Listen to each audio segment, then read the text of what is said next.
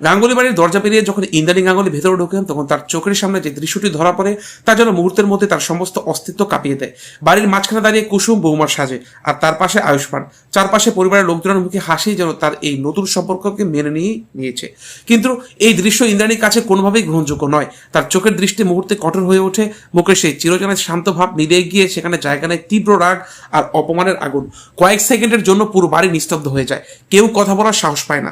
ইন্দ্রাণী ধীরে ধীরে সামনে এগিয়ে আসেন, তার প্রতিটি পদক্ষেপ যেন ঝড়ের আগমনী বার্তা। তিনি কুসুমের সামনে এসে থেমে যান আর ঠান্ডা কিন্তু কাঁপানো কণ্ঠে বলেন, এটা কি হচ্ছে এখানে? কেউ উত্তর দিতে পারে না।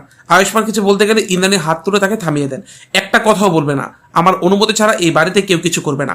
এই সাহস কে দিল? কুসুম চুপচাপ দাঁড়িয়ে থাকে, তার চোখে জল, কিন্তু সে নিজেকে সামলানোর চেষ্টা করছে। সে জানে এই মুহূর্তটা তার জীবনের সবচেয়ে কঠিন লড়াই।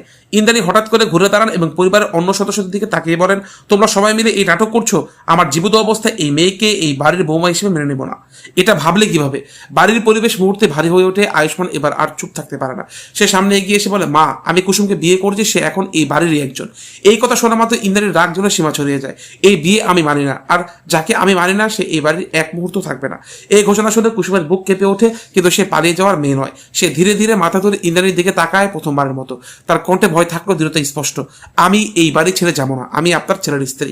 এই কথা যেন আগুনে ঘি ঢেলে দেয়। ইন্দ্রাণী হঠাৎ করে এক ভয়ঙ্কর সিদ্ধান্ত নিয়ে ফেলেন। তিনি বাড়ির একজন পুরনো বিশ্বস্ত কর্মচারীকে ডেকে বলেন, এই মেয়ের সব জিনিসপত্র গুছিয়ে দাও এখনই, আর দরজা খুলে দাও। এই মুহূর্তে ওকে বাড়ি থেকে বের করে দাও। চারপাশে সবাই স্তম্ভিত, কেউ ভাবতেই পারে না বিষয়টি এত দূর গড়াবে।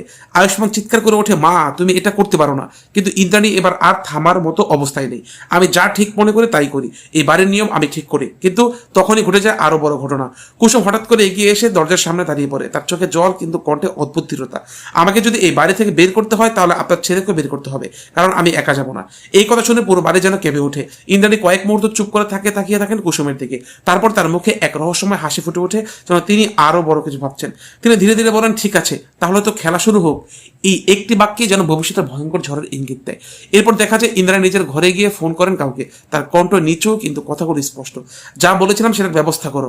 আমি চাই এই মেয়েটা নিজে থেকে এই বাড়ি ছেড়ে চলে যাক, আর যদি না যায় তাহলে এমন পরিস্থিতি তৈরি করো যাতে ও থাকতে না পারে। ফোনটা কেটে দেয়। তিনি আয়নার সামনে দাঁড়ান, তার চোখে প্রতিশোধের আগুন। অন্যদিকে কুসুম বুঝতে পারে না সামনে কি অপেক্ষা করছে। সে শুধু জানে তাকে এই লড়াই জিততেই হবে, নিজের সম্মান আর ভালোবাসার জন্য। কিন্তু ইন্দ্রাণী যে খেলা শুরু করেছে তা এত সহজে শেষ হওয়ার নয়। এখন প্রশ্ন হলো, ইন্দ্রাণীর এই নতুন ষড়যন্ত্র কি? কুসুম কি পারবে এই ভয়ঙ্কর পরিস্থিতির মুখোমুখি হয়ে টিকে থাকতে, নাকি ইন্দ্রাণী পরিকল্পনার ফাঁদে ভেঙে পড়বে তার নতুন সংসার? পরবর্তী পর্বে অপেক্ষা করছে আরো বড় চমক, আরো বড় সংঘর্ষ। তাই এমনই দারুণ আপডেট পেতে এখনই চ্যানেলটি সাবস্ক্রাইব করে নিন, ভিডিওটিতে লাইক দিন আর কমেন্ট করে জানান আপনি কাদের পাশে আছেন, কুসুম না ইন্দ্রাণী।